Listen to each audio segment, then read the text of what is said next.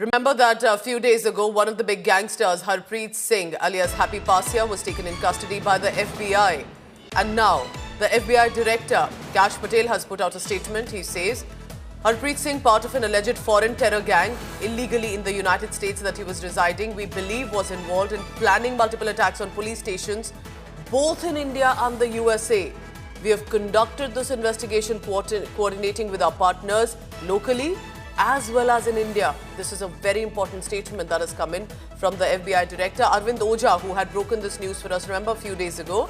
Arvind, FBI के director का ये कहना कि इंडिया के साथ मिलकर हमने इन्वेस्टिगेशन किया है और आगे भी हम कोऑर्डिनेट करेंगे इस मुद्दे पे, काफी बड़ी स्टेटमेंट, उसके बारे में बताइए। और पुलिस स्टेशन को अटैक करना खुद FBI डायरेक्टर एक्सेप्ट कर रहे हैं इसकी क्राइम की।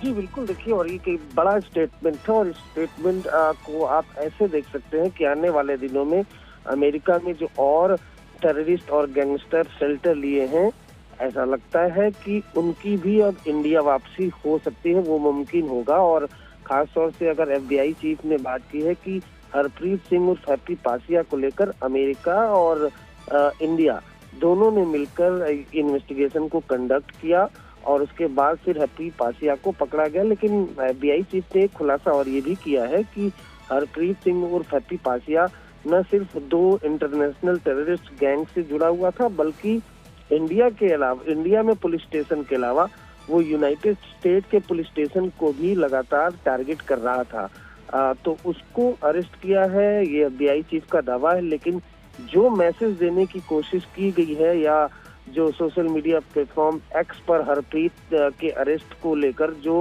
उन्होंने मैसेज दिया है, उससे साफ है कि इंडिया और अमेरिका के रिलेशन कितने बेहतर हो गए हैं। खास तौर से किसी क्राइम या टेरर ऑर्गेनाइजेशन के इन्वेस्टिगेशन को लेकर ये साफ साफ उसमें दर्शाता है। और बहुत मुमकिन है कि आने वाले दिनों में, क्योंकि गुरपंत सिंह पन्नू भी अमेरिका में ही है, तो बहुत मुमकिन है कि अब उसकी भी उल्टी गिनती शुरू हो गई। This is a very important statement Arvind Ojha is making. One, it reflects an acceptance of relationship between the US and India, that such collaborations could be more. Don't see this as an isolated case. They are clearly sending out a message that if American soil is being misused, if there are similar gangsters and terrorists in America, they will be caught, they will be investigated, tried and possibly extradited to India. We are also looking at whether some of the big names like Gurpant Singh Pannu could actually face the axe eventually. Arvind, thank you very much for now.